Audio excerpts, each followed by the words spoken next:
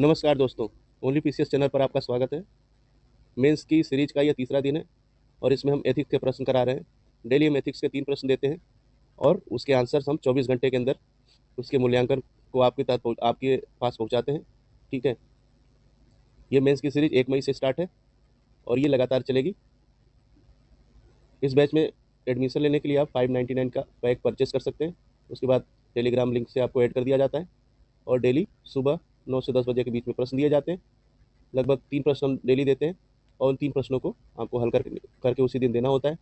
शाम 7 बजे तक ये टेलीग्राम ग्रुप ओपन रहता है। उसके बाद कॉपीज़ दूसरे दिन दी जाती है, दूसरे दिन आप अपलोड कर सकते हैं और फिर 24 घंटे में हम कॉपीज़ को आप तक पहुंचा देते हैं चेक करके। ठीक है, तो ये 599 का ₹1 का पेड बैच है जिसकी वैलिडिटी 1 महीने या 1 मंथ रहती है। ठीक है, एक और आवश्यक सूचना है कि हम डेली प्रीलिम्स क्विज भी चलाना शुरू कर रहे हैं, जिसको कि हम 10 मई से शुरू कर रहे हैं। ठीक है, तब तक 10 मई से पहले इसका जो पेड प्राइस जो है इसका 99 है और इसकी वैलिडिटी आपको बता दें कि ये प्रीलिम्स तक रहेगी। ठीक है, 1 महीने में इसकी पर मंथ का परचेज नहीं रहेगा इसका वैलिडिटी प्रीलिम्स तक का रहेगा। ठीक है, और डेली इसमें करीब 150 क्वेश्चंस जो हैं वो दिए जाएंगे। ठीक है, और ध्यान रहे कि 10 मई के बाद इसी प्रीलिम्स क्विज का जो प्राइस है वो 149 हो जाएगा। इसलिए अभी ये ऑफर के तहत है और आप इसका फ़ायदा उठा सकते हैं। आगे बढ़ते हैं और आज के प्रश्न को देखते हैं। 3 प्रश्न हैं। पहला प्रश्न है, हितों के टकराव से क्या तात्पर्य है? उदाहरण सहित व्याख्या करें, स्पष्ट करें। दूसरा प्रश्न है, भारतीय संदर्भ में जॉन रॉल्स की सामाजिक न्याय की अवधारणा का विश्लेषण करें 125 शब्दों में। तीसरा प्रश्न है, निम्न के बीच अंतर करें। इसमें 3 सब टॉपिक्स हैं। ठीक है, सब क्वेश्चन है। पहला है, कानून और नैतिकता में अंतर बताइए। दूसरा, नैतिक प्रबंधन और नैतिकता का प्रबंधन यानी कि एथिकल मैनेजमेंट और मैनेजमेंट ऑफ एथिक्स में क्या डिफरेंस है। और तीसरा है, व्यक्तिगत नैतिकता और व्यावसायिक नैतिकता में क्या अंतर है। तो पहले प्रश्न से हम शुरू करते हैं। पहला प्रश्न है, हितों के टकराव से क्या तात्पर्य है? उदाहरण सहित स्पष्ट करें। हितों के टकराव को हम दोस्तों इंग्लिश में बोलते हैं कॉन्फ्लिक्ट ऑफ इंटरेस्ट।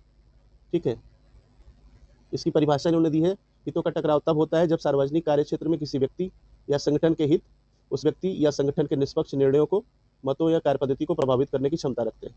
ठीक है, इसका एग्जाम्पल आप देख सकते हैं कि एक डॉक्टर है, वो एक मरीज को दवाइयाँ प्रिस्क्राइब कर रहा है, लेकिन वो जो दवाइयाँ प्रिस्क्राइब कर रहा है वो एक कंपनी की है जिससे वो कमीशन लेता है। ठीक है, तो यहाँ पे हितों का टकराव सीधे सीधे हो रहा है। ठीक है, हो सकता है कि ये दूसरी कंपनी की दवाइयाँ भी यहाँ पे प्रिस्क्राइब कर सकता था जो कि इसके लिए ज़्यादा अच्छी होती मरीज के लिए, लेकिन इसने उसी कंपनी की दवाई को प्रिस्क्राइब किया जिससे इसने कमीशन लिया था। ठीक है, तो यहाँ पे इसको हम एक सीधे तौर पे कॉन्फ्लिक्ट ऑफ इंटरेस्ट का एग्जाम्पल रख सकते हैं। इन्होंने बताया फ्लो चार्ट के माध्यम से कि किन किन तरीके से कॉन्फ्लिक्ट ऑफ इंटरेस्ट हो सकता है। स्वव्यवहार के माध्यम से उपहार लेना, अतिरिक्त मुआवजे की मांग करना, बाहरी रोजगार, बौद्धिक संपदा का उपयोग आदि। ठीक है, इन्होंने फिर एक एक करके सबको बताया कि स्वव्यवहार जब शक्तिशाली व्यक्ति, स्थिति पद में बैठा कोई व्यक्ति अपने हितों के लिए लेन देन करे। ठीक है, जैसे कोई सरकारी ऑफिशियल है, वो अपने पद पर है। ठीक है, और अपने पद की जो गरिमा है या उस पद से संबंधित उसकी जो पावर है, ठीक है, पावर ऑफ हिज पोस्ट और पोजीशन, ठीक है, उसको उसके लिए दूसरे से लाभ प्राप्त करे उसका काम करवाने के लिए। उपहार लेना देना ये इसी में आ जाएगा, घूस की बात की जा रही है। बाहरी रोजगार, जब कोई व्यक्ति एक ही उद्योग की 2 या अतिरिक्त कंपनियों में कार्य करता है। ठीक है, फॉर एग्जांपल फेसबुक के डेटा एनालिटिक्स डिपार्टमेंट में एक एम्प्लॉय काम कर रहा है और वही ट्विटर पे भी काम कर रहा है। ठीक है, बिना दूसरी कंपनी को बताए। तो यहाँ पे क्या हो गया, यहाँ पे हो गया कॉन्फ्लिक्ट ऑफ इंटरेस्ट। ठीक है, अतिरिक्त मुआवजा, एक ही ट्रस्ट में समान पद वालों से अधिक धनराशि की मांग, अन्य से हितों का टकराव। ठीक है, बौद्धिक संपदा का उपयोग, जब हम किसी अन्य की बौद्धिक संपदा का यूज करते हैं तो अन्य के हित प्रभावित होते हैं। ये बहुत ही स्पष्ट नहीं है, मैंने लिख दिया नॉट वेरी क्लियरली एक्सप्लेन्ड। ठीक है, इन्होंने चंदा कोचर का एग्जाम्पल दिया है, बहुत ही इंपॉर्टेंट एग्जाम्पल है कि चंदा कोचर ने वीडियोकॉन कंपनी को ऋण देने के लिए रिश्वत लिया था। ठीक है, उनके उनके और उनके पति के हित उससे जुड़े हुए थे, जो कि उनके प्रोफेशनल एथिक्स या प्रोफेशनल उनकी जो कार्य पद्धति थी, ठीक है, उसके अगेंस्ट था। ठीक है, इन्होंने फेवर किया था आउट ऑफ द बॉक्स जाके। सो चंदा कोचर का एग्जाम्पल एक बढ़िया एग्जाम्पल है, फेमस एग्जाम्पल है, इसको बच्चे लिखते भी हैं। ठीक है, तो कॉन्फ्लिक्ट ऑफ इंटरेस्ट का एक बढ़िया एग्जाम्पल है। ठीक है, उत्तर ठीक है। ठीक है,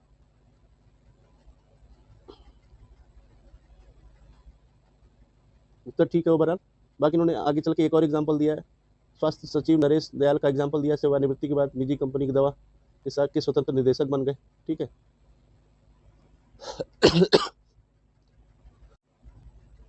तो ये लाभ का पद लेने की बात हो गई। ठीक है, भारत में हितों का टकराव एक महत्वपूर्ण समस्या है जिसे जस्टिस आर एम लोढ़ा की अनुशंसाओं के दिशा निर्देशन में हल किया जा सकता है। ठीक है, तो जस्टिस आर एम लोढ़ा की अनुशंसा की इन्होंने बात की, इसलिए इनका निष्कर्ष अच्छा कहा जाएगा। भूमिका भी इनकी आमतौर पर ठीक थी। ठीक है, भारतीय संदर्भ में जॉन रॉल्स की सामाजिक न्याय की अवधारणा का विश्लेषण करें, ये दूसरा प्रश्न था। 125 शब्द इसकी लिमिट थी। उन्होंने कैसे लिखा है इसके बारे में बात करेंगे। ठीक है, जॉन रॉल्स ने 1971 में प्रकाशित अपनी प्रभावशाली पुस्तक ए theory of social justice, social नहीं रहेगा इसमें, जस्टिस ही सिर्फ, में समाज में सामाजिक और आर्थिक संसाधनों के वितरण में न्याय, समानता, पारदर्शिता आदि मूल्यों पर बल दिया है। ठीक है, आपको पता होगा कि ये एक पॉलिटिकल थिंकर थे। ठीक है, इनको कुछ लोग बोलते हैं कि लिबरल थिंकर थे, ये भी बोलते हैं। ठीक है, तो राज्य के प्रशासन के द्वारा जनता में निष्पक्षतापूर्ण व्यवहार, ठीक है, संसाधनों का वितरण, समानता और स्वतंत्रता का ध्यान रखना, ये सारी चीज़ों पर इन्होंने लंबी बहस की है। एक चीज़ आपको बताते हुए चले कि जॉन रॉल्स ने समानता और स्वतंत्रता, विच आर इक्वालिटी और लिबर्टी, ठीक है, ये दो धुरों के ये विचार हैं। ठीक है, आप जानते हैं कि समानता की बात ज़्यादातर ये सोशलिज्म की थ्योरी में कही जाती है और स्वतंत्रता या लिबर्टी की बात ज़्यादातर लिबरलिज्म में बात की जाती है इसके बारे में। ठीक है, तो इन दोनों ध्रुवों को यानी दोनों पोल्स को मिलाने का काम किया, किसने किया? वो थे जॉन रॉल्स। ठीक है, रॉल्स ने इन दोनों पद्धतियों, इन दोनों विचारधाराओं को मिलाने का काम किया या कोशिश की। ठीक है, इसलिए इनका नाम जाना जाता है। और इसका भारतीय संदर्भ में क्या महत्व है, इसके बारे में इन्होंने क्या लिखा है, इसको हम देखेंगे। भारतीय संदर्भ में जॉन रॉल्स की सामाजिक न्याय की अवधारणा, ये बताते हैं कि जाति व्यवस्था, सामाजिक असमानता के संदर्भ में रॉल्स के सिद्धांत अवसर की समानता, निष्पक्षता, सामाजिक न्याय, बंधुत्व आदि सिद्धांतों का समर्थन करते हैं, जो भारतीय परिस्थितियों पर भी लागू होता है। ठीक है, इन्होंने बता दिया कि निष्पक्षता, सामाजिक न्याय, बंधुत्व, समानता की बात करते हैं, रॉल्स की थ्योरी में बात की गई है। लेकिन इनको यहाँ पे बताना होगा कि निष्पक्षता कैसे रखी जाएगी। तो निष्पक्ष व्यवहार के लिए जाहिर सी बात है कि किसी तरह का भेदभाव ना हो। ठीक है, किसी भी निर्णय में वस्तुनिष्ठ तथ्यों, तर्कों को महत्व दिया जाए। ठीक है, इसका एग्जाम्पल क्या हो सकता है, निष्पक्षता का एग्जाम्पल क्या हो सकता है? एक तो पहला हो गया कि आर्टिकल 15, इसमें क्या कहा गया कि किसी तरह का राज्य भेदभाव नहीं करेगा। कहाँ भेदभाव नहीं करेगा? जाति के नाम पर, धर्म के नाम पर, लिंग के नाम पर, ठीक है, जन्म के स्थान के नाम पर, धर्म तो बताया ही है, ठीक है, और नस्ल के नाम पर। तो इन अलग अलग आइडेंटिटीज के नाम पर राज्य भेदभाव नहीं करेगा। जब भेदभाव नहीं करेगा तो जाहिर सी बात है कि निष्पक्षता पूर्ण व्यवहार होगा। ठीक है, निष्पक्षतापूर्ण व्यवहार तभी होगा जब हम किसी तरह का भेदभाव नहीं करेंगे। ये बात करते हैं, सामाजिक न्याय की बात कर रहे हैं जॉन रॉल्स। अगर सामाजिक न्याय की बात करें तो सामाजिक न्याय के लिए हमारे DPSP यानी कि directive principle of state policy या राज्य के नीति निर्देशक तत्वों में सामाजिक न्याय की बात की गई है। ठीक है, सामाजिक और आर्थिक न्याय की बात की गई है, जो कि रॉल्स भी करते हैं। ठीक है, बंधुत्व की बात की गई है, आदि सिद्धांतों का समर्थन करते हैं। ठीक है, बंधुत्व की भी बात की गई है, फ्रेंच रेवोल्यूशन से भी आया है, इसको प्रस्तावना में जिक्र किया गया है, इसका रॉल्स भी जिक्र करते हैं। ठीक है, इनके अनुसार आगे उन्होंने आर्थिक असमानताओं के संदर्भ में भी बताया कि भारत में इन्होंने बताया कि विश्व असमानता लैब के अनुसार 1% लोगों के पास, ऊपर के 1% लोगों के पास कुल संपत्ति का 40% है। ठीक है, तो इनइक्वालिटी की इन्होंने डेटा रख दिया है, बट 125 शब्दों में, इसको सीमित शब्दों में लिखना चाहिए। ठीक है, संक्षेप में लिखना चाहिए। ठीक है, रॉल्स का सिद्धांत आगे बताते हैं कि समुचित धन वितरण, संसाधनों का न्यायपूर्ण वितरण आदि सुनिश्चित करता है, जो आज भारतीय संदर्भ में महत्वपूर्ण है। ये रॉल्स के बारे में आगे बात करते हैं कि धार्मिक सांस्कृतिक विविधता के बारे में बात करते हुए बताते हैं कि जॉन रॉल्स विभिन्न दृष्टिकोणों, धर्मों, संस्कृति की को सम्मान का सिद्धांत भारतीय विविधता पर पूर्णतः लागू होता है। ठीक है, उचित कार्यान्वयन। रॉल्स रॉल्स सिद्धांत न केवल उचित अनुचित सामाजिक न्याय की परिभाषाओं तक ही सीमित है, बल्कि उनको लागू करवाना भी सुनिश्चित करता है। कानूनी सुधार, जागरूकता, शिक्षा, स्वास्थ्य पर ध्यान पर भी रॉल्स ने वर्णन किया, जिक्र किया है। आज जब भारत के सामने राजनीतिक तुष्टीकरण, ध्रुवीकरण, प्रशासनिक अप्रभाविता, भ्रष्टाचार जैसी समस्याएं वो बाएक खड़ी हैं, तब रॉल्स के सिद्धांत सामाजिक न्याय के सिद्धांत हमारा मार्गदर्शन करते हैं। ठीक है, इन्होंने ओवरऑल बात तो ठीक कही है, लेकिन एक जो कमी है इसमें जो कि मुझे बताना जरूरी है वो ये है कि रॉल्स के सिद्धांत क्या हैं, इस पर थोड़ी स्पष्टता आनी चाहिए। ठीक है, तो रॉल्स के जो सिद्धांत हैं उस पर स्पष्टता आनी चाहिए। उस पर स्पष्टता कैसे आएगी? रॉल्स का सिद्धांत आप उसके कुछ कीवर्ड्स को बताना पड़ेगा, जैसे अज्ञानता का पर्दा।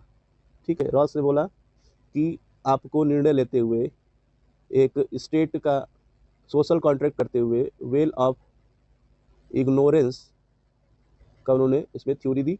उन्होंने बोला कि निष्पक्षता कायम करने के लिए ये जरूरी है कि व्यक्ति जो कानून बना रहा है, व्यक्ति जो निर्णय ले रहा है, उसे अपने सामाजिक आर्थिक स्टेटस का ज्ञान न हो।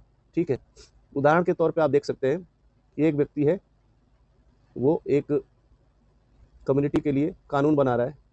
ये कम्युनिटी,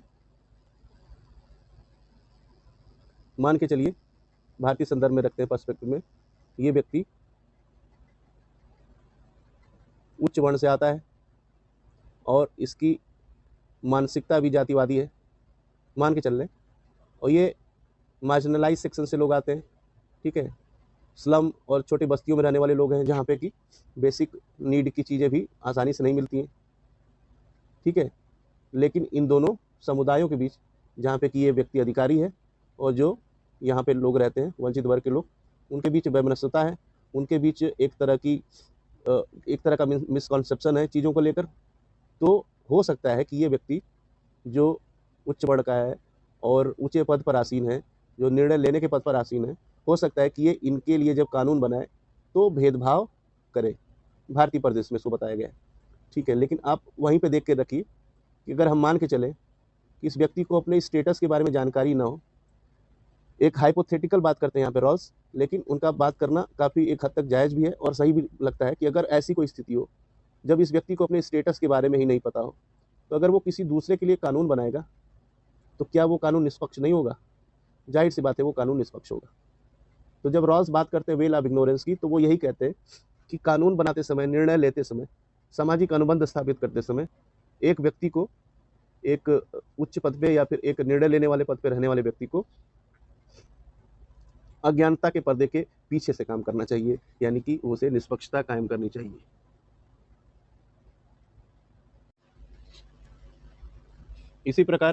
इसी प्रकार आगे चलकर कई ऐसे कीवर्ड्स हैं, कई ऐसे उसमें सिद्धांत हैं रॉल्स के जिसका जिक्र करना जरूरी है, जो इनको करना चाहिए था लेकिन उन्होंने किया नहीं है। बाकी इन्होंने ऊपर ऊपर जो चीज़ें बताई हैं वो आमतौर पर ठीक है। ठीक है, तो कई बार ऐसा होता है कि आप उस थ्योरी को सही से एक्सप्लेन वहाँ नहीं करते हो या फिर उसका जिक्र नहीं करते हैं, लेकिन उसकी जो मोटी मोटी बातें हैं आप कर जाते हैं। तो ये भी एक प्रयास ठीक है, लेकिन कोशिश करनी चाहिए कि रॉल्स के सिद्धांतों से संबंधित जो भी कीवर्ड्स हैं उसको आप रखें। बाकी इन्होंने बातें तो व्यवहारिक ही की हैं। ठीक है, आगे बढ़ते हैं। जैसे कि और बता दें इसमें कि मूलावस्था का जिक्र किया है रॉल्स ने। ठीक है, ओरिजिनल स्टेट की बात की है। ठीक है, उन्होंने लिबर्टी प्रिंसिपल की बात की है, डिफरेंस प्रिंसिपल या डिफरेंस पोजीशन की बात की है। ठीक है, तो इन सारी चीज़ों को आप अपने उत्तर में रख सकते थे। ठीक है, एक संक्षेप में वीडियो बनाना है, इसलिए हम सारे सिद्धांतों को यहाँ पे नहीं बताएंगे। हो सकता है इसके लिए हम एक अलग से वीडियो बनाएं, अगर आपकी मांग होगी तो कुछ थिंकर्स के ऊपर हम कुछ वीडियो बना सकते हैं। ठीक है, तो बेसिकली रॉल्स के सिद्धांत न्याय स्थापित करने के लिए महत्वपूर्ण है। ठीक है, उसमें उन्होंने कुछ लिबरल पॉलिसीज दी हैं, उन्होंने इनइक्वालिटीज़ को कैसे खत्म करना है उसके लिए डिफरेंस पोजीशन की थ्योरी दी है।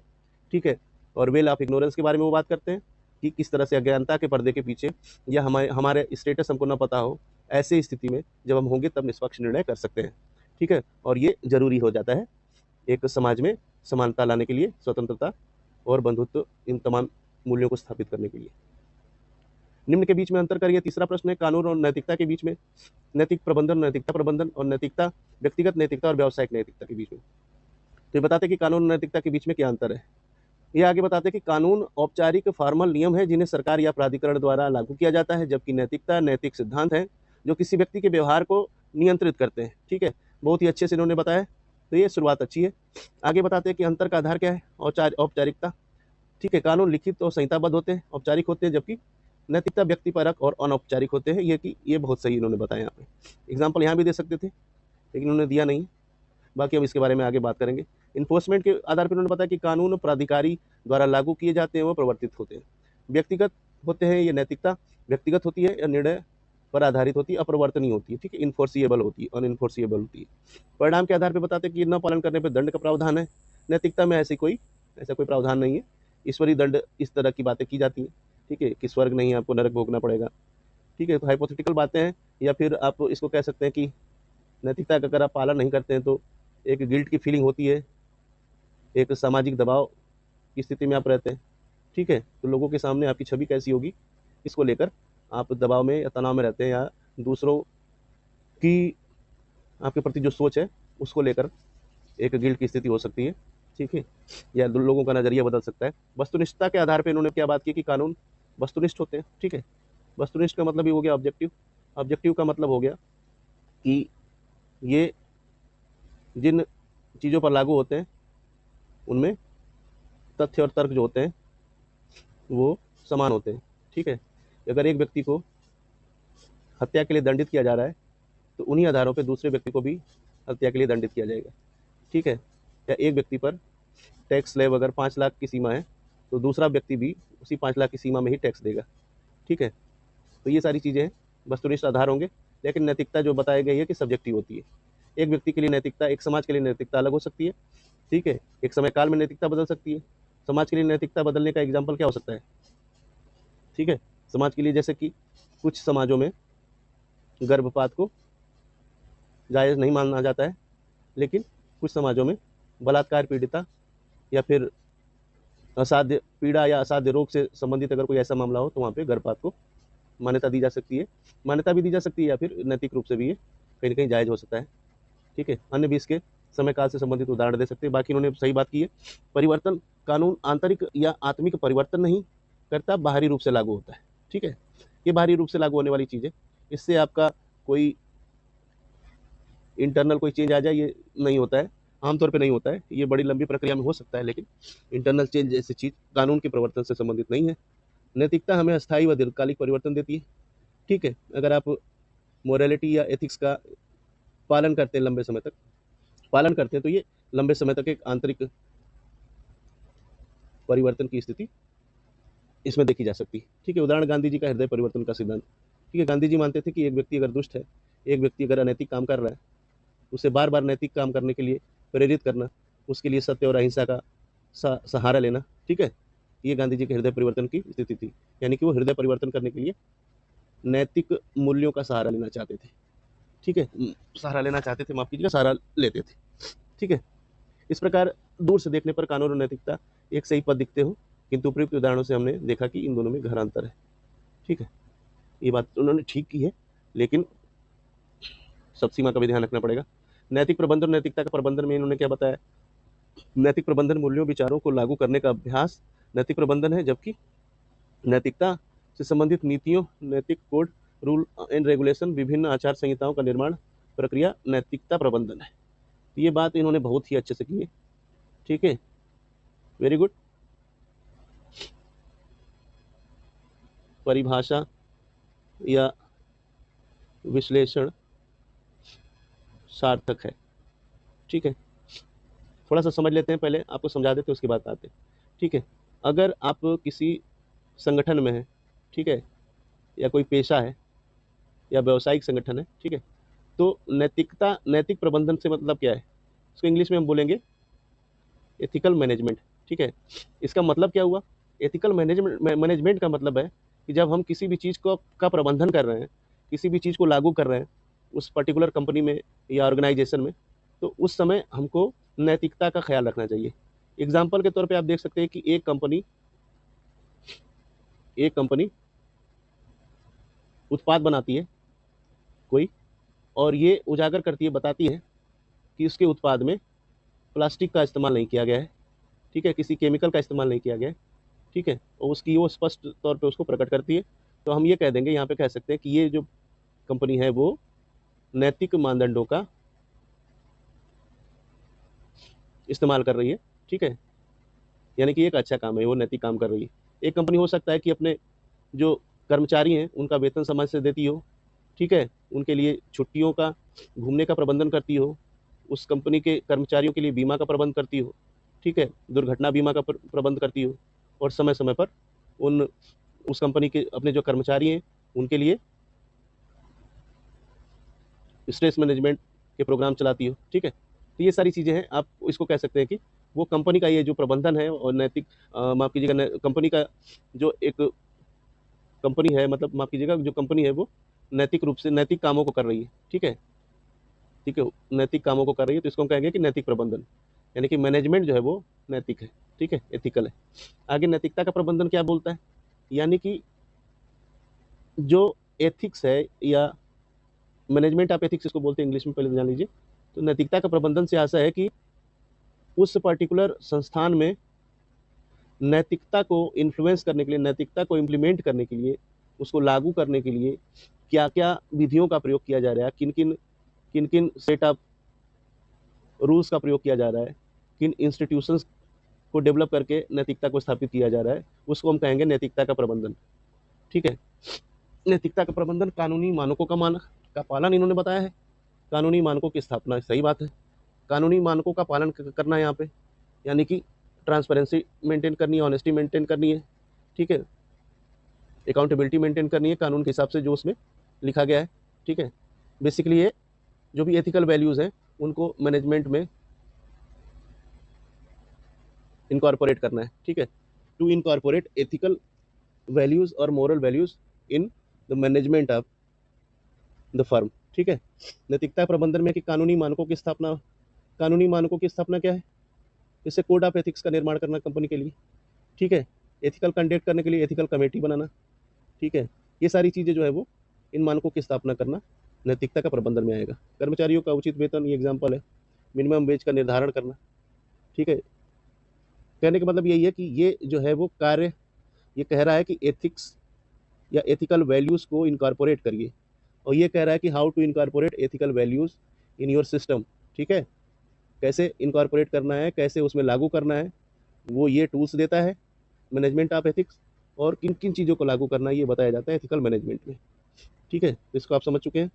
बाकी इन्होंने आगे के अंतर दिए, मानवाधिकारों का सम्मान, मिनिमम वेज एक्ट इसमें दिया गया है, ये क्या है, एक तरह से ये टूल है, ठीक है, United nation human rights act का निर्माण, ये भी एक तरह का टूल है, ये भी एक तरह का उपागम है जिसके तहत हम, तो इन्होंने बहुत ही अच्छे से ये वाले पॉइंट बताएं कि कैसे कैसे कोड ऑफ कंडक्ट की भी बात की इन्होंने। इस प्रकार हम देख सकते हैं कि नैतिक प्रबंधन और नैतिकता का प्रबंधन दोनों के अलग अलग मायने हैं, ठीक है, अच्छा बताया। व्यक्तिगत नैतिकता और व्यावसायिक नैतिकता में उन्होंने आगे बात की, अंतर की बात की है। व्यक्तिगत नैतिकता से तात्पर्य किसी व्यक्ति के व्यक्तिगत वैयक्तिक मूल्य उचित अनुचित की समझ से है। व्यावसायिक नैतिकता ये कंपनी व व्यावसायिक क्षेत्रों के सख्त आचार संहिता व दिशा निर्देशों से संबंधित है, दोनों बात सही कही है। इन्होंने बताया बचपन, परिवार, दोस्तों, रिश्तेदारों के माध्यम से ये डेवलप होता है। इन्होंने इसमें बताया कि कारपोरेट क्षेत्र के माध्यम से डेवलप होता है, ठीक है। कारपोरेट क्षेत्र या बोलिए कि जिस आप संगठन में काम कर रहे हैं उस संगठन के कुछ नियम, मूल्य, आचरण होंगे, ठीक है, उसका कुछ कोड ऑफ कंडक्ट होगा, ठीक है, उसके तहत आपकी व्यावसायिक नैतिकता डेवलप होगी या निर्मित होगी। व्यक्तिगत नैतिकता को बदलने का विकल्प व्यक्ति के पास होता है, जबकि व्यावसायिक नैतिकता को बदलने का व्यक्ति के पास विकल्प नहीं होता, क्योंकि उस व्यवसाय से जुड़े हुए कुछ रूल्स होंगे, उसी से उसकी नैतिकता जो होगी डेवलप होती होगी, ठीक है। गहन अध्ययन आधारित बिंदुओं का इसमें समावेश किया गया है। प्रॉपर पढ़ के हमने इसमें बात की है कि व्यक्तिगत नैतिकता आपके गहरे विश्वास, आप किस तरह के व्यक्ति हैं को बताती है, ठीक है। एग्जाम्पल क्या है, आपके आस्तिक हैं या नास्तिक हैं ये बता रही है। लेकिन आप व्यावसायिक प्रोटोकॉल रूल्स का कितना पालन करते हैं आपकी व्यावसायिक नैतिकता बताती है, ठीक है। एग्जाम्पल्स भी उन्होंने बताया था, मित्रता, खुलापन, वफादारी, निष्पक्षता, उदाहरण कानून का पालन, उद्योग का मानक मानक गोपनीयता आदि का पालन करना, ठीक है। इस प्रकार हमने व्यक्तिगत नैतिकता, व्यावसायिक नैतिकता के अंतर को देखा। ये बात नहीं लिखते भाई साहब तभी काम चल जाता है। ठीक है, 7/12 इनको दिया है मैंने इसमें, क्योंकि उन्होंने सारे डिफरेंसेस उन्होंने बहुत अच्छे से बताए थे। ठीक है, मूल्यांकन संबंधी कमेंट के लिए उन्होंने खाली जगह छोड़ी थी, तो हमने इसमें कमेंट भी कर दिया है। वह संतुलित दृष्टिकोण है, विषय ज्ञान उत्कृष्ट है, भाषा विन्यास इनकी भाषा आप देख ही सकते हैं, भाषा अच्छी थी। भूमिका और निष्कर्ष आमतौर पर इन्होंने ठीक लिखा था। ठीक है, सटीक एवं सार्थक। तो ये कॉपी थी एथिक्स से संबंधित। ठीक है, इसमें 3 प्रश्न दिए गए थे, तीनों प्रश्नों पर हमने एक चर्चा की है और बताया कि क्या क्या चीज़ों को किया जाना चाहिए था, और इन प्रश्नों से संबंधित इन के डेटास को भी हमने आपको बताया है। तो इसको आप बढ़िया से देखिए, बार बार देखिए, और कोशिश करिए कि आप भी हमारे इस इनिशिएटिव से जुड़ें और इसका फ़ायदा उठाएं। मेंस के लिए अगर आप अभी से लगेंगे तभी आपको फ़ायदा होगा, और तभी आप अच्छे से चीज़ों को समझ पाएंगे। बार बार प्रैक्टिस करेंगे तो नंबर अच्छे आएंगे। इतना मान लीजिए, अगर आप प्रैक्टिस अच्छी नहीं करेंगे, आप प्रैक्टिस कम करेंगे, तो उस हिसाब से आपको रिजल्ट भी मिलता है। ठीक है, तो आप कोशिश करिए कि ज़्यादा से ज़्यादा लोग जुड़ें और मेंस में आंसर राइटिंग करें। ठीक है, आंसर राइटिंग के ग्रुप ज्वाइन करने के लिए टेलीग्राम के लिंक और व्हाट्सएप के लिंक हमने दे दिए हैं, आप डिस्क्रिप्शन में जाके उसको देख सकते हैं। ठीक है, चैनल पर बने रहने के लिए धन्यवाद। जय हिंद।